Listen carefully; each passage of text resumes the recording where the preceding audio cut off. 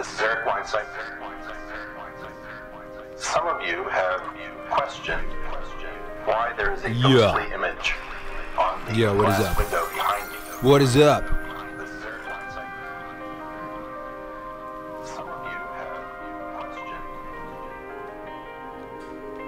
why there is I was sitting in a parked car. I was rear-ended rather suddenly and dramatically yesterday.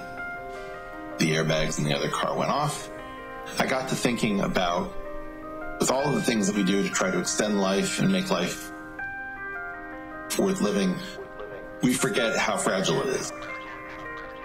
Had things been a little bit different, I might have sustained some more serious injuries. I was just put in mind of what really is important to accomplish before we leave this beautiful world.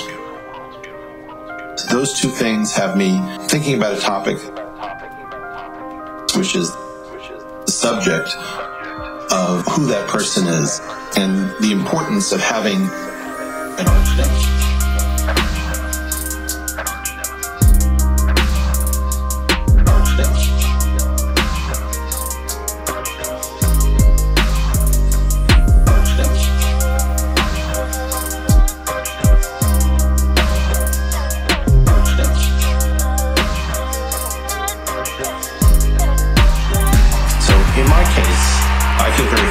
That I have selected an Yeah.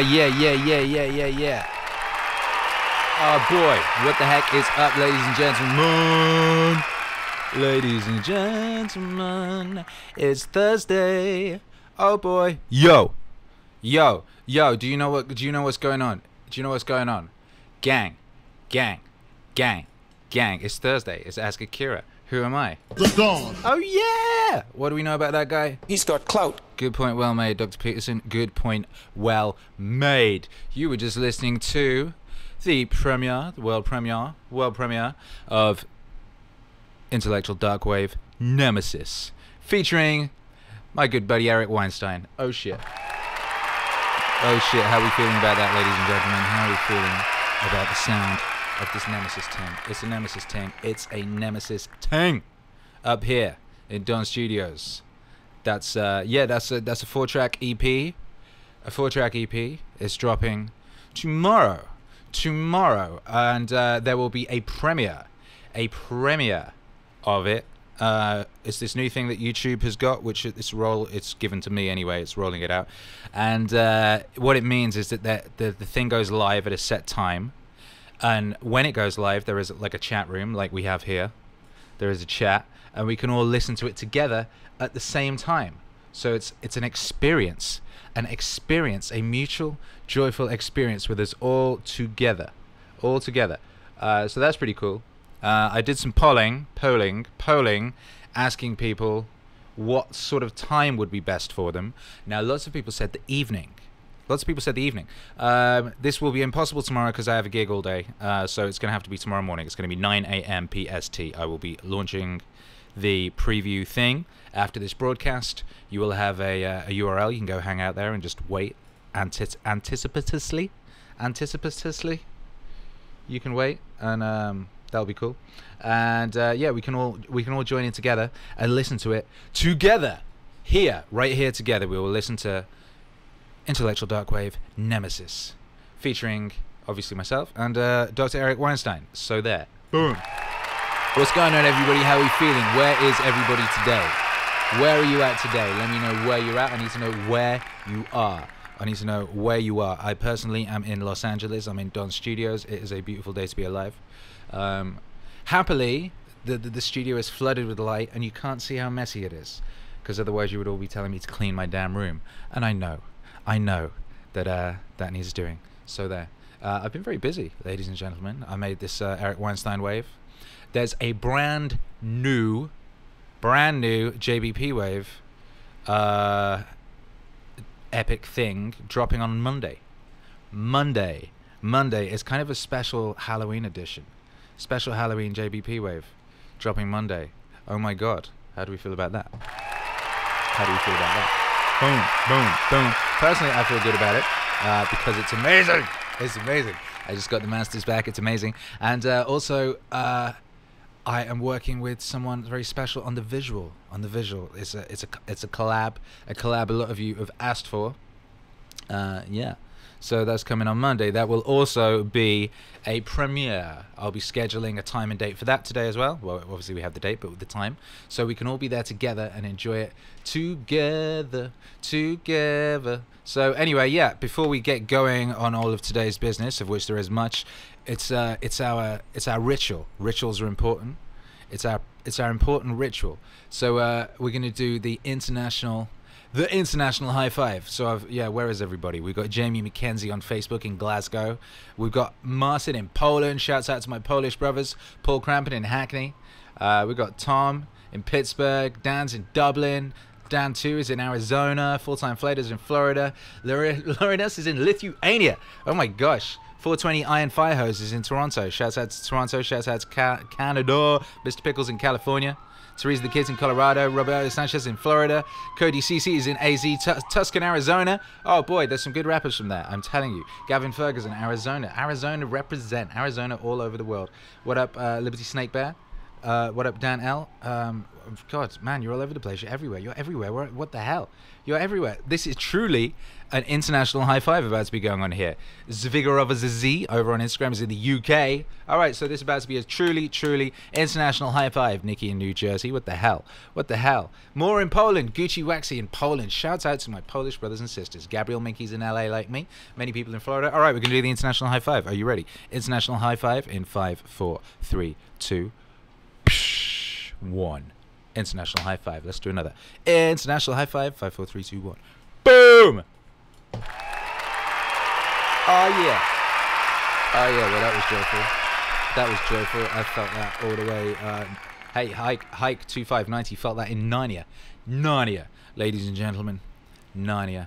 And I wonder if they felt it in New Austin. I'll ask him when I get there. Later, because I'm going to be there later. Yes, I am. Thank you for the super chat. Gabba A20 says, politics aside, I love the concept of the NPC meme. Yes. Well, we're going to talk about that in a minute. Says, like many Akira vids, it's a bit alchemical.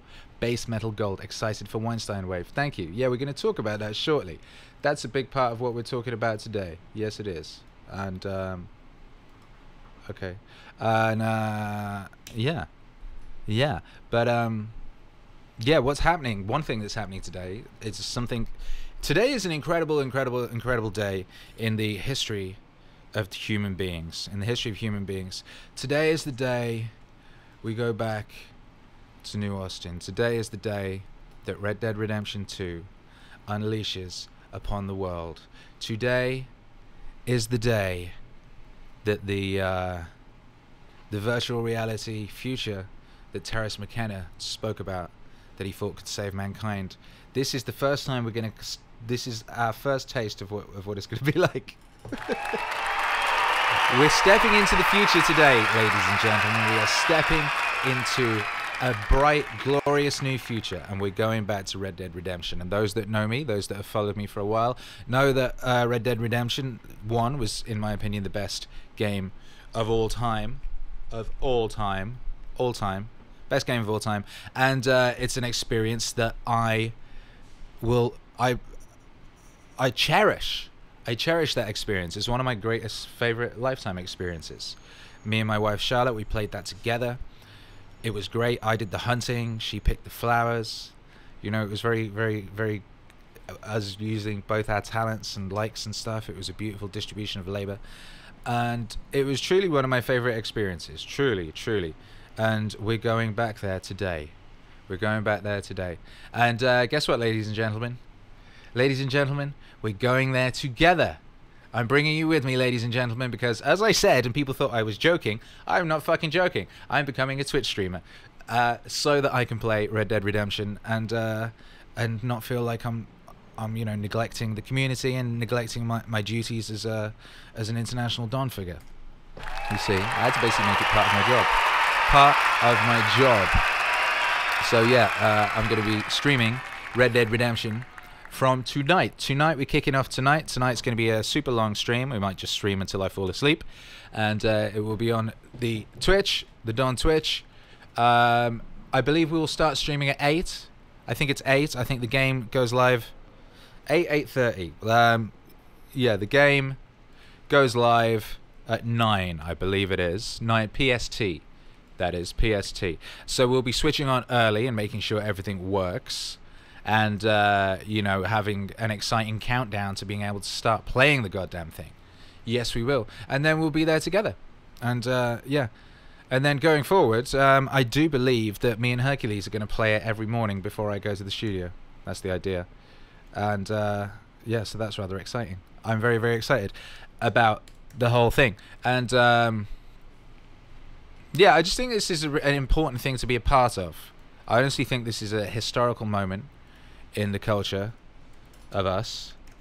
And I think it's important that we're there together. And, yeah, so that's what's up. Hang on a sec. Sorry, I'm just trying to find the Twitch address so I can put it in the description and you can go there. Come there. Indeed. Yes, Twitch TV/Akira the Don. That's what it is. Twitch TV/Akira the Don. And the link for that is now in the description. Oh, what the hell? Oops. Of this video. Yes, it is. So, yes. Red Dead Redemption 2. The journey begins today. And, yeah. Gaber820 says, I'll be there, Don. Good. I'm glad you'll be there. I'll be there too. Join the Discord. Discord's where you'll be able to know exactly when streams and stuff are going live because I'll post them all there. The Discord link is in the description of this. Liberty Snake Bear, yes, I did set up my Twitch account already. It's Akira the Don, twitch.tv/Akira the Don. It's in the description of this video. Yes, it is. Mr. Pickle says, is this our first step to Mars? It's one of them. It's one of them. It's one of them. Yes, it is. It's one of the first steps in the direction in which we are going, and I could not be more excited, and I could not be more excited that this time we're going to do it together, and I'm going to share it with you guys. Tom Koenig says, will you do live production / mixing on Twitch? This is something I've thought about doing, and what I've realized is this is a great opportunity to build a community on Twitch. And Twitch is a place where you can do live streaming of production and stuff of that nature. YouTube is not so good for that. Basically, YouTube penalizes the hell out of you for not doing exactly what your audience expects. So if I drop a project that's not something that, say, all the JBP Wave fans like, then and they don't look at it, then next time it won't tell them when I've got something else going on.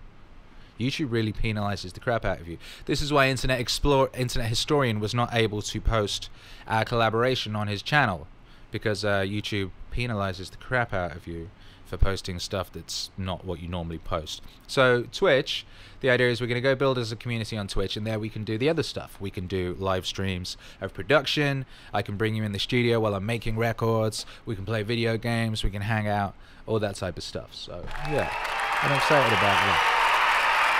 Graveyard Dean says, Twitch is dope, Akira. We're on the IRL channel, and it's cool even out without the games. Okay, wicked. Yeah, I should probably tag myself as IRL. I don't know. I got to work that out. But I'm on there anyway. Akira the Don on Twitch. Akira the Don. People are asking for an American accent. I'm not doing it. My American accent is terrible. I think you should do what you're good at, and what I'm not good at is an American accent. Now, at some point they're going to start trying to get me to be in movies. Actually, they already have. Forgot about that. Yeah. Anyway, yeah, there's some people want me to be in a movie, which is kind of ridiculous. It's quite a big role. But anyway, yeah, I'll have to do accent coaching for that because it's the role is an American, and I can't do an American accent. No, I can do a Scottish accent. That's about it. I can do a pretty good Scottish accent, like I've pushed. And the only reason I can do a Scottish accent is because I read Trainspotting by Irvin Welsh. And it's written in phonetic Scottish, and so you have to read it out loud in your head in Scottish, so I did, and that means I can kind of do a Scottish accent, kind of. It's not that, it's pretty terrible though, in honesty. I'm not that great at accents, but I do know that, you know, you can get good at stuff if you practice and try. So, you know, I'm going to have to. Anyway, so yeah. Shouts out to everyone on the Patreon. Appreciate the absolute crap out of you. It's a wonderful thing. It's like we're about to upgrade more stuff in the studio, and that means things are going to start getting a bit faster. I've had a lot of technological issues of late, and getting over them is a wonderful thing, and I'm very much looking forward to improving stuff in that regard. So thank you guys. The Patreon exclusive MEANINGWAVE tour phase 1 shirt went out today. There's a nice picture of it there. It's got the MEANINGWAVE logo on the front, and on the back it's got the titles and dates of all the phase 1 MEANINGWAVE releases. And that's a beautiful rare collector's item. You can get that if you're on the tier on the Patreon. Loads of other good stuff on the Patreon. You get the wallpapers, you get the instrumentals of every project. So tomorrow you'll be getting not only the Weinstein release, and if you're on the music club on the Patreon, you get all the music releases just automatically, but you'll also get the instrumentals. As you know, my instrumentals are amazing. Yes, they are. Yes, they are. So yeah, join the Patreon. Join the Discord, because it's just an incredible community of bad motherfuckers. There's a lot of them on there now. How many people are on the Discord now? I feel it's like 600 or something ridiculous. And they're just all really nice, and they all hang out and like help each other, and are smart and useful and post really good memes. And it's truly a wonderful thing. I'm very proud of it. Very proud of you guys. Very, very proud of you guys. So yeah. So join the Discord, join the Patreon. Look forward to Weinstein, Intellectual Darkwave, Nemesis tomorrow. You can look forward to that, and you can look forward to the Red Dead Redemption Twitch streaming, and you can also look forward to JBP Wave special JBP Wave dropping on Monday. Yes, you can. So yeah, that's what's going on. That's what some of this stuff that's coming up. There's a great deal of stuff coming up. Yeah, I saw Venom, by the way. Everyone said Venom was terrible. They were wrong. Ding dong, critics of the world. You're wrong. You're completely wrong. You're completely wrong. Oh, by the way, him and Shaw wants to know, where's this discourse thing? Discord. It's called Discord, him and Shaw on Instagram. And the link is at the top of the description of every video I do. It's a special link that invites you to the community. You can't just go there and like search for it. It's a special secret community. But the link is in the video descriptions of all my videos. So if you're on Instagram, go click on one of the link in my on my profile, and you'll find it through there. Yes, you will. Yes, you will. What was? Yeah. Yeah. Anyway, I was talking about Venom. Venom. I saw Venom with my wife and kid. It was a special treat. Hadn't been to the cinema for like 2 months, and it's fucking really good. It's really good. I don't know what the hell everyone was talking about. It got like unanimously terrible reviews. The Rotten Tomato score is like 20% or something. I don't know what the fuck you people are talking about. It's a fantastic movie. Alright, if I was going to have a hierarchy of superhero movies from the past 5 years, shall we say, 5 years, I would probably put Infinity War at the top, right? And then maybe at 2 I'd put Ragnarok. Maybe I'd put Venom. And maybe at 3 I'd put Venom. But that's how high up it is. Past 5 years, actually, I really liked Ant-Man and the Wasp. It's better than that. I enjoyed it more than that. It was more fun than that. Like, it's like a proper movie. It's like you know, they used to make movies, right? And they'd be kind of like fun and entertaining, and you'd kind of like lose yourself in it, and like just be fun. You know, you don't get many of those. It's one of them. It's one of them. It's fucking fun, and it's funny, and like it looks really cool, and Tom Hardy's amazing in it. He's fucking fantastic, and all of his relationships with the people around him are fantastic and sort of entertaining and engaging, and it's like, it's really not bloated in any way at all. It's really neat. It could almost be a play were it not for all the effects and stuff. Like, it's got a very small cast. It's like fucking 4 people or something, and it's just a wonderful thing. It's just fucking fantastic. The relationship between Eddie and his shadow, aka the Venom symbiote, which is a wonderful kind of metaphorical visualization, whatever, of the Jungian shadow, and how when you do not have your shadow in control, it's problematic, but when you do and you work in harmony with your shadow, you can be greater than yourself on your own. That's what Venom is about at its core, and it illustrates that fantastically. You know, it's great. The visuals are fantastic. It's not like motion tracked. It's like painted on visuals, and they look beautiful. It's got a couple of the best comic book sequences I've ever seen in a comic book movie in it.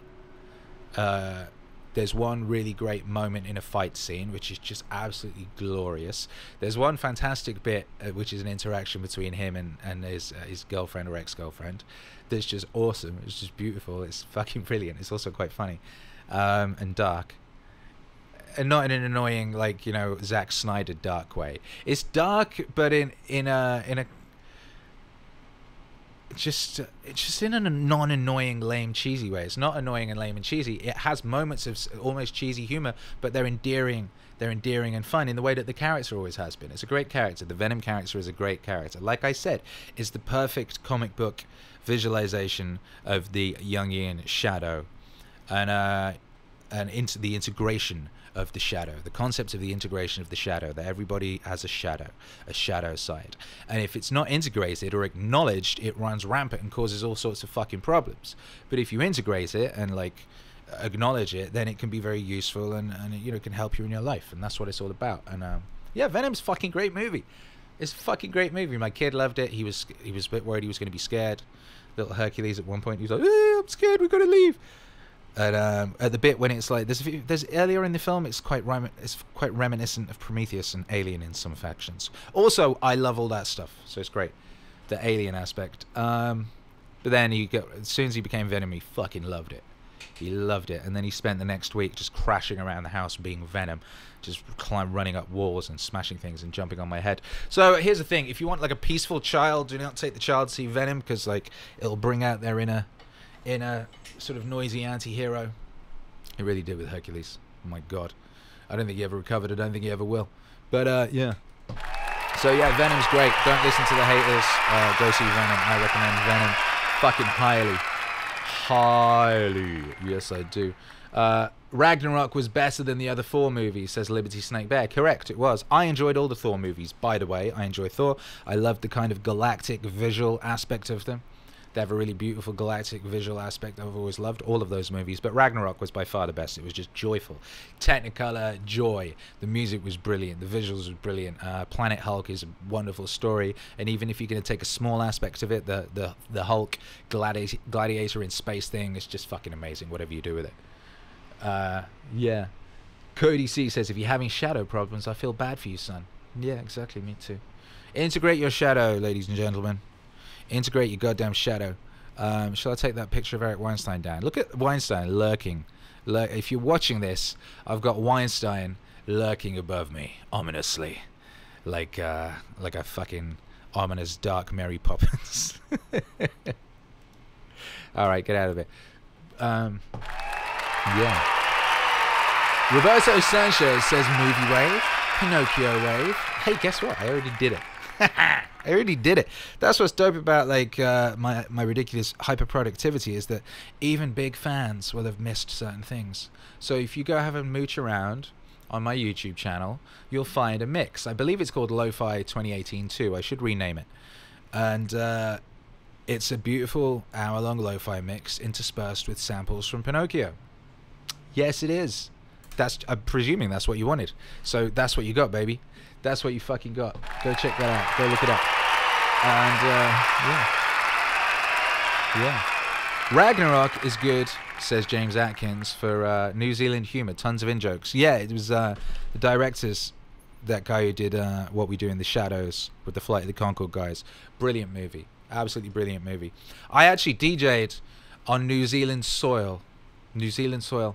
By which I mean I DJ'd the New Zealand consulate in Los Angeles, and he was there.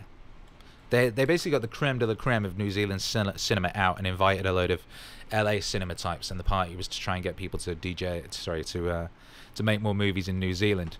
So they had this like massive screen thing and this projecting all these New Zealand vistas, and I was DJing like a live soundtrack to that. So I was like playing like lo-fi music that fitted mountainscapes and then increasing the vibe and tempo, and as we went into the city I started playing club music. It was a really cool gig. And I met loads of really cool New Zealand people. They was dope.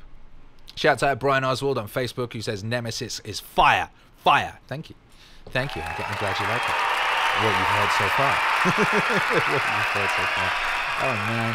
GSPV33. Also, Akira, dang, I didn't know your voice was so rich. You cutie. What a cute thing to say. What a cute thing to say. GSPV33 also says it's a travesty we still don't have a more powerful than you think standalone. Well, you'll have that soon. You'll have that soon. There's a couple of standalones left. And you'll be getting them over the next shortly. But before you get that, you're getting a brand new JBP Wave for Halloween on Monday, so look out for that. Shouts out to Gianna Hughes on Facebook. Bless up. High five you. Thank you for being here. Thank you everyone for being here. The New Zealand connection is indeed strong, James Atkins. Flight of the Conchords, Cody C, was indeed glorious. I mourn it to this day. Apparently there's a new Flight of the Conchords live show on HBO. I say apparently, I know, because I saw a billboard on the way back from the club last night. I was like, oh shit. Oh shit, I love Flight of the Conchords. So that's exciting. That's exciting. Hey, anyway, we should talk about some stuff and answer some questions and things. But yeah, what I wanted to talk about today a little bit was about harsh truths that make life easier. Because I've been thinking about these a lot, and I tweeted something about it to the effect. And I think I've been thinking about it a lot. What I'm realizing in life is a lot. It's the harsh fucking truths, man. That people have been cushioning their children from for a couple of generations, and they've been ruining their children, man. You got a fucking generation of terrified fucking morons who got it's like George Carlin always used to say, you know, like, you drop food on the floor, fucking pick it up and eat it. You need to build up a fucking healthy immune system. All these, like, he's like, we used to swim in a lake of AIDS or something like that. You know, we used to, like, now people won't let their kids eat off a table if they, whatever, you know, these fucking kids, and then they get ill because they're not immunized. They haven't built up a healthy immune system. That's some real shit. That's some real shit. We got like fucking 2 generations of fucking tragic motherfuckers without immune systems who just can't fucking handle real life in the real world, and they fall to bits.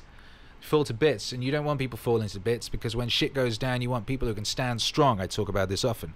Warren Zevon and Hunter S. Thompson wrote a song together called You're a Whole Different Person When You're Scared, because Hunter S. Thompson refused to be friends with people who could not handle themselves when shit went down. So he would create situations to test potential friends and people he was working with to see how they would handle shit when shit went down. In one of these instances, he shot firecrackers into Jack Nicholson's house, into his garden and at his door, to see what the fuck he would do. Jack Nicholson came out with a shotgun. Jack Nicholson's a G, and he's about that life. He's about that life. But here's the fucking thing, is a harsh truth, right? You wrap your child in metaphorical cotton wool. That motherfucker will not develop skin that can withstand the real world, right? They'll fucking bleed at a cough. Someone will fucking look at them in the wrong way and they'll fucking explode. You can't be doing that to your kids, man. You gotta let your kids fucking fall over, right? You gotta let your kids fall the fuck down, right? You gotta let your kids make mistakes. And also, I just got a message from my wife saying, Herc says no more F words. That's my kid. He's 5. He's listening at home. He says I should swear less. Thank you, Hercules. That's good advice. Anyway. Yeah, that's a harsh truth, right, man? It's the harsh truths I'm realizing that are the things that we need to hear the most. That's why the NPC thing is so wonderful. And that's why I'm so excited about the NPC meme. The NPC meme is, if you don't, I'm sure you do know, but just in case you don't, or just in case you're listening to this in the future or the past, the NPC meme is a powerful meme, and it's an idea that some people in this world are non-playable characters, NPCs. They're those guys in video games that you interact with. I'm really looking forward to interacting with the NPCs in Red Dead Redemption. I feel that the NPCs in Red Dead Redemption, apparently they have 80 pages of script each. Each NPC, non-playable character, in Red Dead Redemption 2 has 80 pages of script. I honestly think that's more script than a lot of people in so-called real life today have. That's like way more script than certain people that interact with me on Twitter have. Well, when I say interact, it's like certain people who try and jump in your comments thread and hijack it by like just dropping whatever they saw on CNN or BuzzFeed that day and just repeating that, thinking they're smart and clever and funny. Like, bitch, damn, you need to step up your NPC game. Red Dead Redemption 2 got like way more realistic NPCs than you guys. But here's a harsh truth. You might be an NPC. That's why I'm excited about the meme, right? Because it's forcing people to question what is their own thought and what's programming. And that's some shit you need to be doing regularly. You're wandering around in life, da-da-da-da-da-da, saying some shit, and you're like, hang on, I said that shit a bit easily. Do I even think that shit? And this is something I do all the time. I do this a lot. You know, I got a thing whereby, like, I have to, like, check the file structure on my computer, like, once a week, make sure shit's okay, and, like, I have to do that with my thinking. I have to make sure that what I think is what I think, and it's not just, I'm not just repeating some stuff I heard on some podcasts I like, or repeating the thoughts of some people I think are smart. Do I believe it? Do I really believe it? You got to do that. You got to check. You got to check. You might be an NPC, all right? You watching this, you might be an NPC and you don't even know it. All right, so you need to check your NPC status. All right, are you playing the game? That's why they fucking hate the NPC meme, right? Here's why they hate the NPC meme. They hate the NPC meme, not just because it dehumanizes them. It's not that. It's because a lot of the people who are getting hit with the NPC fucking bullet right in the fucking head, and they're getting hit with it because they just hear it and they're like, they know it's about them because they know they're an NPC kind of deep down, right? They know deep down. And a lot of these people are people who previously got called SJWs, which stands for Social Justice Warrior. I always thought that was kind of funny. It's like, how's that diss? You're a warrior. Oh, you warrior. Like, oh, boo-hoo-hoo, I'm a warrior. And if you're a warrior for social justice, and that's what you base your personality around, getting told that you're a warrior for social justice, how is that a diss? How is that in any way offensive? Now, maybe it's got offensive connotations because some people say it because they mean it to be offensive. But if you yourself base your personality around the idea that you, who has never known a war and who has never known real conflict in any case because you've been wrapped in cotton wool since birth, and you know, you went to a university where they encourage the idea of safe spaces, so you don't hear like opposing viewpoints, and you don't, you know, you've never read a text that has the word rape in it because that had a trigger warning before it, so you didn't read it, so you're not scared. You are a warrior. You're a warrior for social justice, and that's how you see yourself. That's a mighty cool thing, and you're happy wandering around. La la la, I'm a warrior against these evil motherfuckers. Doobie doobie doobie doo. I'm a warrior. Come out and play, right? Boom, great. Then along comes the NPC meme, and suddenly it's like, oh, what? I'm a fucking soulless, non-playable robot, like regurgitating opinions that aren't mine and regurgitating and talking. That's not me. That's not me. Oh, hang on, all these NPC memes say the exact same thing I say. But I say it because it's true and I believe it. Ah, what the fuck? Cognitive dissonance, freak out. That's what's going down.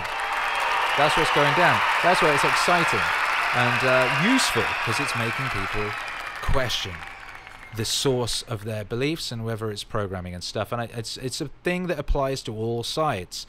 You know, there's on all sides of the debate and all sides of the argument. The NPC thing doesn't just apply to people who self-identify as social justice types. It applies to everyone. It applies to me. Am I an NPC? Harsh truth. I might be. I need to check. I need to make sure. So there. Noah Brown says SJW was meant to be making fun of how they think they're warriors. Yeah, I know it was. We know, but it doesn't matter. Like, it's still a positive thing if that's you. You're like, yeah, I am a warrior. Actually, this is a war. They see it as a war. It's a war, right? They're out there like doing war every day on Twitter with Trumpkins and things, whatever they call them. They're like, they've got their alerts set so that every time someone that they don't like tweets, they can be first in the comment thread saying something. Orange man bad. Woo! Winning, woo, woo, woo. I just had a message from my wife. She says the swearing is a bit much. Oh, thanks. Okay. All right. Thanks, wife. I'll bear that in mind. Anyway, so yeah, that got me thinking about harsh truths. And here's another harsh truth. Life is suffering. Life is suffering. Someone, I got some pushback from this. I said this on Twitter. Someone was like, "Oh, I'm sick of this. It's also life's also. It's not just suffering. It's you know, it's like doing what you love and fun and good times and this, maybe if you're lucky. But here's an unavoidable fact that there will be suffering. There might not be any fun. You might get born in a box with no legs, and you never leave the box. You know, suffering is a fucking fact. Oh, sorry, I'm swearing again. Whatever. Yo, suffering is an undeniable fact. There will be suffering, and there'll be more and more of it, and you will just keep suffering, and suffering will keep piling on. There'll be so much suffering. There's just, suffering is undeniable. Undeniable. It's a harsh fact. Suffering is an undeniable fact of life. and it's just going to keep happening and keep getting worse. Do you know what? You know what you can change? You can't change that. You can't change that. What you can change is how you deal with it, how you react to it, and what you do with it. You've got complete power over that. That's awesome. So here's the thing. It's a harsh truth that you might be an NPC, but the fact that you can question and then maybe you know, realign your thoughts and stuff and check that they're yours, that makes life easier. Life is suffering. Life is definitely suffering, but the fact that you have a choice over what you do with that fact, you can choose to pick up that suffering and bear it. You can choose to make it into something useful and noble and worthwhile. You can choose, you know, you have that choice. That makes life easier. That makes life dope. You know, that means that you might have no luck in your life. Just bad stuff might keep happening to you, but if you can learn to deal with it in a noble fashion and pick it up and make something useful of it, then you will have a good life. You will enjoy your life, which seems paradoxical, but it's true. It's true. Yeah.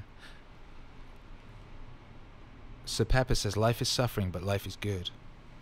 Life is good when you deal with the suffering aspect in an autonomous fashion.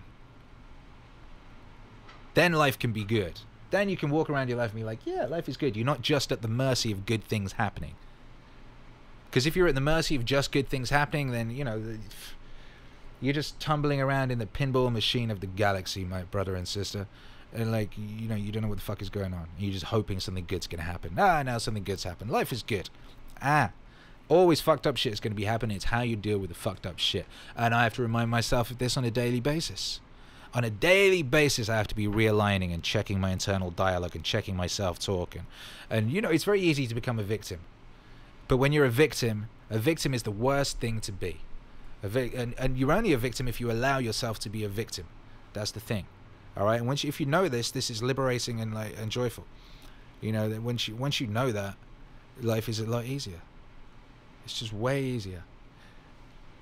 Embrace the suffering and bear your burden. That's right, Liberty Snake Bear. That is correct. Cody C says talk becomes cheaper as the years roll on. Yes, it does. Yeah. Are we talking about judging people by their actions? Yes, we are, and yes, we should.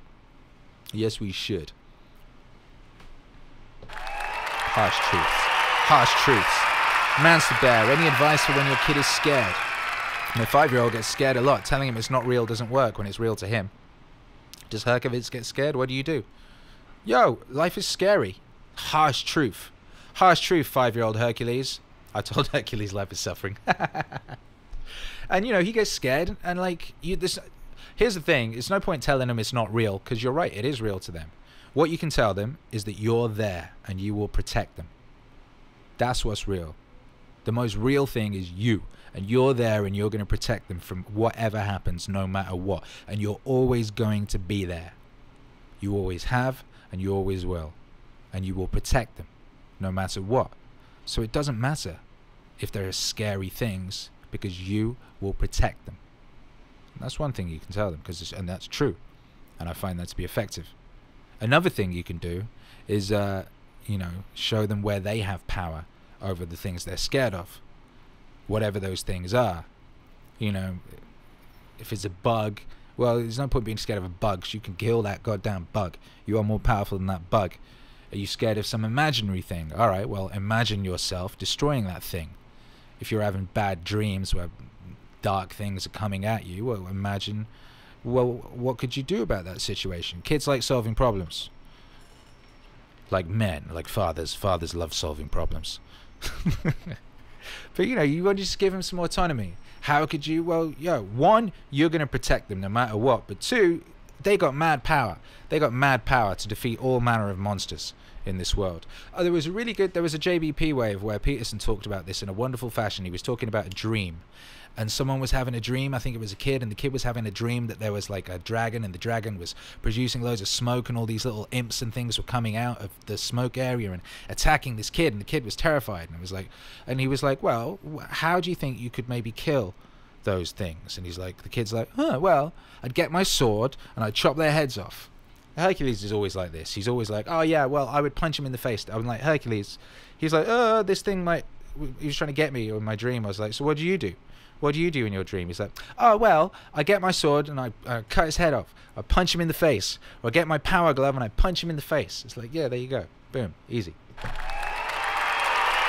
Harsh truth. Life is scary. There's terrifying shit out there. But you can deal with it. You can deal with anything. You literally can. You can deal with anything. You're a fucker. I'm proud of you. I believe in you. Harsh truth. Men lie. Men lie. Kids lie. People lie. People lying all over the place. You ask someone a question, they tell you like, oh, how you feeling? Yeah, I'm fine. No, you're not. You lie. You just lied about that.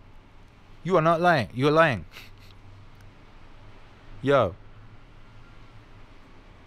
Women lie. Men lie. Women lie. I don't know what this ridiculous meme going around at the moment about believe women is fucking stupid. It's stupid that I have to say it. It's stupid that anyone has to say it. It's stupid that it's like a problematic issue in our society. But shut up. Do not believe women. Do not believe anybody. Everybody. Men lie, women lie. You know it because you've been alive, right? People have lied to you in the past. Men have lied to you. Women have lied to you. It's a fucking moronic statement. This believe all women. It's stupid. It's childish. It's detrimental to all of us as grown-ups. We're grown-ups here. We know that we understand the world, and yeah, just get out. Just miss me with that bullshit. Men lie, women lie. Harsh truth. Once you realize that and accept that, it's a lot easier to deal with the world. And you know, you shouldn't be. You just don't take shit personally. You know, someone lies to you. It's not you. It's not about you, and it's not because of you. It's them. And all of these things that happen, everyone is the center of their own movie. Everyone is the center of their own galaxy, right? And it's always about them. It's never about you. Harsh truth. You are not the center of the universe. The world does not revolve around you. Harsh truth. Frees you when you understand that. And you have to, I have to keep reminding myself of that. I am the center of my own movie, but I'm not the center of everyone's movie. But it's great, man, because when some fucked up shit happens, if someone does something mean to you or like, it's not about you. It's about them. Always. Always. And that's freeing. That's a joyful thing. That's a wonderful thing to realize. Hitman Sure 007. Do you think that social integration is necessary for optimum mental health? We can fight... Wouldn't you make them face their fears to make them overcome them and unleash their potential? Are these two things tied together? Yeah. One, yes, definitely face your fears. Definitely face your fears, bit by bit. Hercules used to be scared of like water to an extent. Now he swims underwater. You know, he just went in the pool every day over the summer and got really good at it. Social integration is necessary for optimum mental health because we live in a society. You got to be able to deal with the world. You've got to be out there, face the fears of that society. You've got to be able to deal with NPCs, right? You've got to be able to deal with fellow protagonists. You've got to get out there and live. Got to get out there and live. You're going to get hurt. Life is suffering. Men lie and women lie. People are going to fuck with you. You've got to be able to deal with that. The world doesn't revolve around you. That's great. No one owes you anything. No one owes you a goddamn thing. No one owes you a goddamn thing. The world doesn't owe you anything. The world owes you nothing. It doesn't owe you food. It doesn't owe you shelter. It doesn't owe you respect if you haven't earned it. The world owes you nothing that you haven't earned. And that's a wonderful thing to realize. That's a freeing thing. That's a wonderful freeing thing. Once you realize the world owes you nothing, all right, cool. Well, I better go get mine. It's down to me. No one else. Only I have control over this fucking situation. Only I have control over my own life. Only I have control over, like, any of this stuff. Once you realize the world owes you zero, then you are free to go and get it. And you can stop wallowing around in pity. Oh, but why me? But why haven't I got this? That person's got that. Boo, shut up. Shut up. Shut up. You are owed nothing. Everything you have is a goddamn blessing and you should be grateful. Everything. If you have anything, if you have a functioning elbow, goddamn, you got a functioning elbow.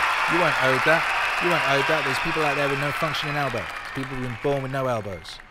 Right? You got a goddamn elbow. How dare you? How dare you wander around the world thinking you're owed elbows? My God. Yo. Yo. Yo. Nihil in Wonderland says there is no you. You are the present experience that you are having, experiencing itself. There is nothing else. Was that Watts Wave 3? I got a bunch of Alan Watts records that delve into that.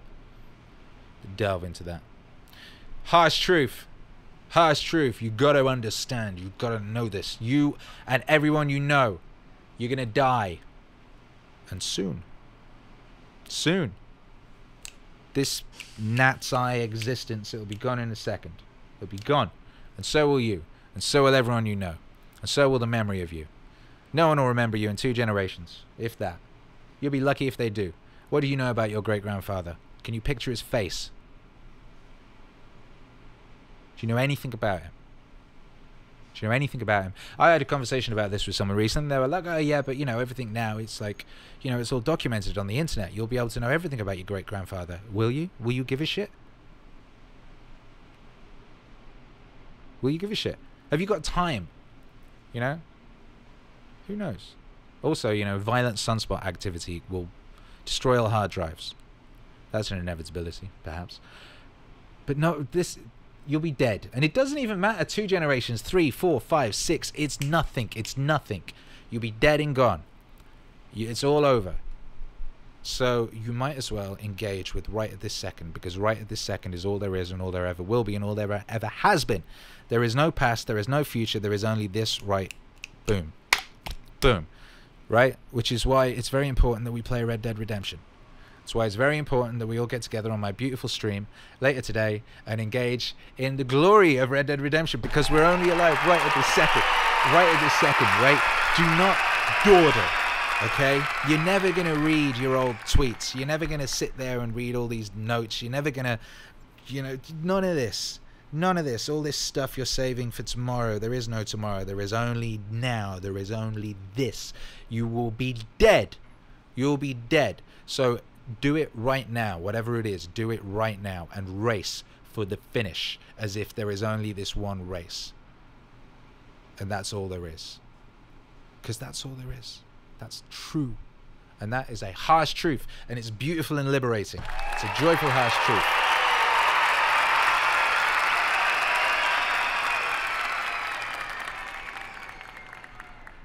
Who asked that question? Gabber820 says you need laugh tracks. That's a good point. I do. I've got a applause track.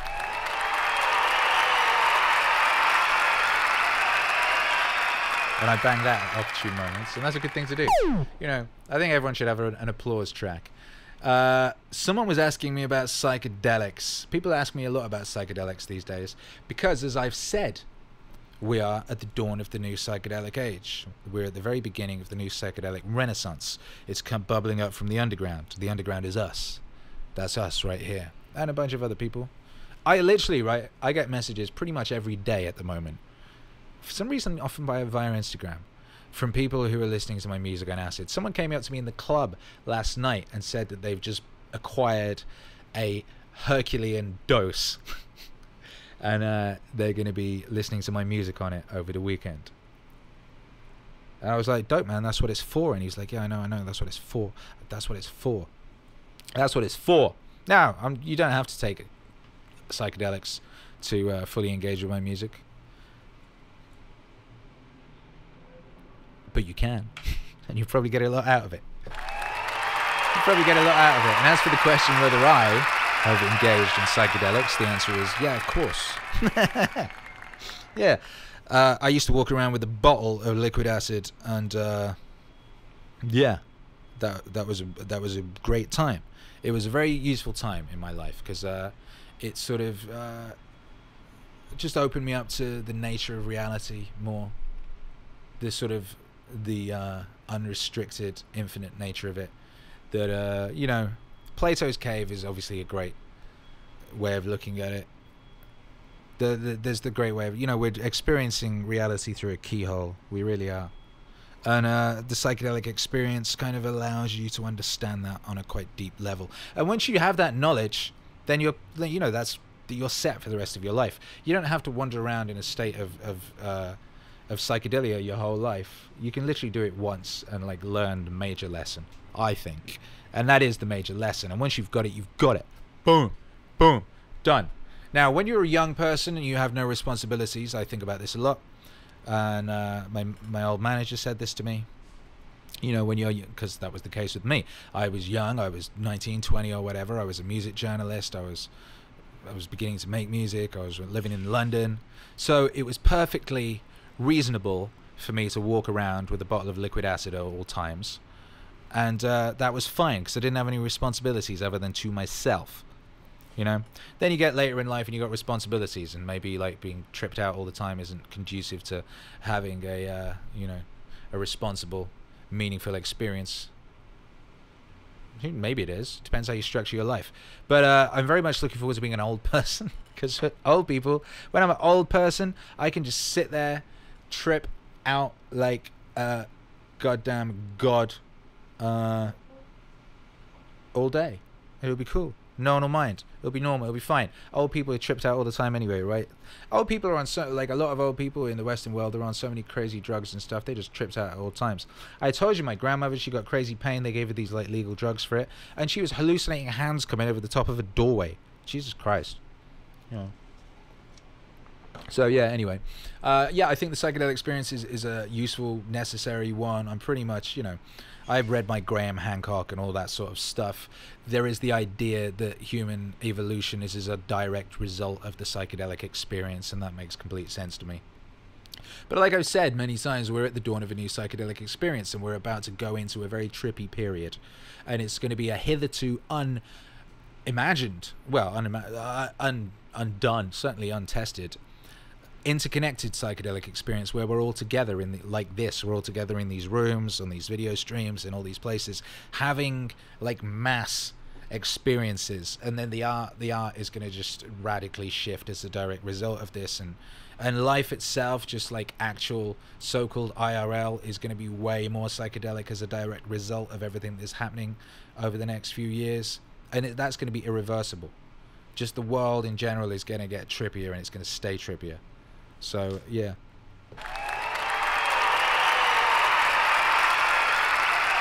Himanshaw 007 says, that's like the saying, if you get the message, hang up the phone. Yeah, I like that. That's true. I like that. I like that. It's like, yeah, you know, yeah, once you know, you know. You ain't got to keep trying to find out. You ain't got to keep looking. Dragon Energy says, I was listening to MEANINGWAVE, staring at the artwork, then glanced up at the wall and saw Terence McKenna's face drift across the wall. Yo, that's real. I love that. That's wonderful. Mr. Pickle says, do you know anyone who has not come back from a trip? Yeah, so I used to know this guy called Polish Jan, and he was a really trippy guy. He was one of these guys. I used to hang around with some rich kids from Oxford back in the day. They were fun, and you know, because they didn't have...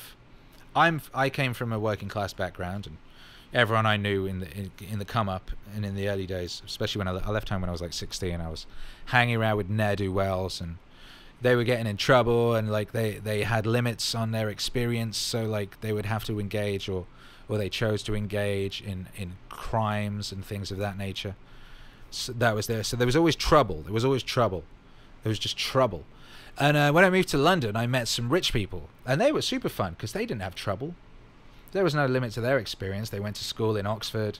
They were engaged. They were in secret societies. Like if they got drunk and broke a window, like someone would pay for it and it'd be fine. So that was an interesting experience. And but you know, they had their own problems. They had all sorts of problems. And I knew this one guy called Polish Jan, because he was Polish, and he used to have like a massive bag of mushrooms at all times, and he liked playing drum and bass. And sometimes, if you know, I would summon him to parties to liven up the experience, and he would sit there playing drum and bass records backwards, cackling to himself.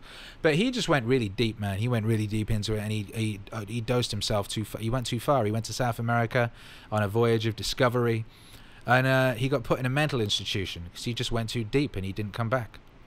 And they put him in a mental institution in South America, and his rich parents couldn't get him out of it. That was the last I heard. Last I heard was like 10 years ago. And he went too deep, man. And I knew another kid, he went too deep, and he got into smack and stuff like that, and he ended up dying. Actually, what was sad about him dying was he kind of pulled himself off that thing, but like then he almost immediately he got involved in a road accident. His band went on tour, and their van got run off the road in Germany. That was sad. And yeah, you know, so there is too deep, there is too far. You got to be careful. You know, got to be super careful. And you should know what you're getting involved in. You know, these things aren't to be taken lightly. This isn't, they're not, it's not like recreational frivolity. It's not like, oh, let's have a drink. You know, this is deep stuff, and it will change you. It will change you forever. There's no coming back. All right, so you should know what you're getting involved with, and you should be very, very careful about the situations and who you're with. And then, but here's the thing, that's real life. That's real life. Here's another harsh truth. You really should be careful about your what situations you put yourself in and who you allow yourself to be around. You are the sum total of the 5 people you spend the most time with. Energy is some real thing. People's energy is contagious. I told you, I've been DJing, and like, the room will feel wonderful and it's a great vibe, and then suddenly the vibe will shift and you feel it, and darkness can come into it. And it's because one person with some messed up dark energy stepped into the room and just fucked up the whole vibe. Literally happens. Be very, very careful about who you surround yourself with, and who you allow into your circle and into your life. This is real shit. Now, damn, it's 1:59 p.m., ladies and gentlemen. I got to get out of here very, very soon. So we'll take a couple more questions. And actually, I should have shit. There was some submitted in advance. I don't think I answered any. Would you ever consider getting a dope speaker and creating something like Young or MEANINGWAVE? The answer is yes. I know, we answered that before. Okay. Akira, I'm in a situation and I'm wondering if you have any advice for a guy like me. I'm 26 years old and had to move back in with my parents due to health issues, both mental and physical. I've cleaned up my diet. Well done. Started exercising. Well done. And all that good stuff. And it started to better my life in every possible way. But in the year or so that I've been living at home, my dad's health has been getting worse and worse as an obese, heavy smoker with a very poor diet. I've been trying to do all I can to help convince him to do something. There is always an excuse up his sleeve in one form or another. So no matter what angle I come at him from, there seems to be nothing left I can say to him. Sorry for the paragraph-long question, but any input you have is appreciated. That's, thank you for being here. Thank you for the question. That's a great question. It's a situation we will all find ourselves in at some point or other. Here's the thing. You cannot convince anyone of anything. You can't, like, talk them into anything. It's very rare that you can do that. What you can do is be a living example. That's what you can do. That's the number one thing you can do. All right? So that's what you have to do, is make yourself the ultimate version of you, an absolute ultimate. That's what you can do. That's pretty much the only thing you can do. You can lead by a fucking wonderful example. You can be there. You can be helpful. All right? But you can't make someone do anything. You just can't. And that's a harsh truth. The harsh truth is you cannot. You might want to. Oh my God, you might want to, especially with your father. Holy shit. Holy shit. But you can't, man. You can't. I tried to help my dad in a bunch of stuff. I tried to change my dad in a bunch of things, and you can't. You cannot. What you have control over is you.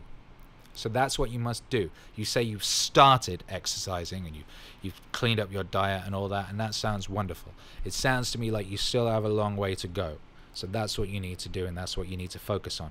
And I'm not saying ignore your dad or anything like that, not at all. But focus on making yourself the ultimate you.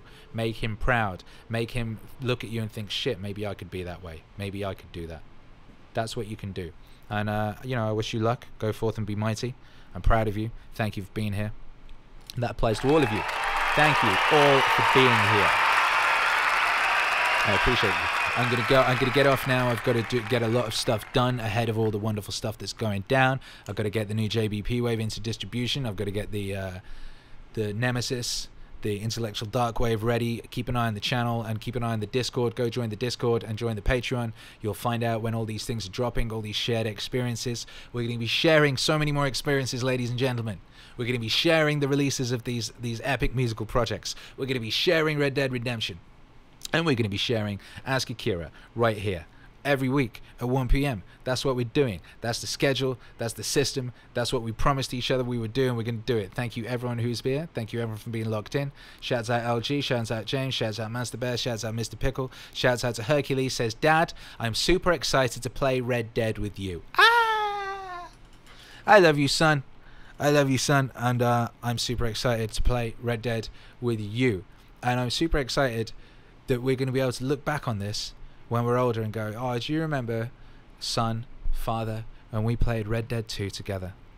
And now here we are in this bold, exciting future that looks just like that, wherein we get to choose everything and we get to experience as we wish in this brave, beautiful new world of augmented digital VR craziness, tripped out psychedelic glory, the psychedelic experience rendered flesh by digital technology, just as Terence McKenna envisaged and dreamed, just as Jaron Lanier envisaged and dreamed. That's where we're going. That's the future we're stepping into, and the beginning of that is tonight with the launch of Red Dead Redemption and us all playing it together live on the Akira the Don Twitch channel. Oh my god.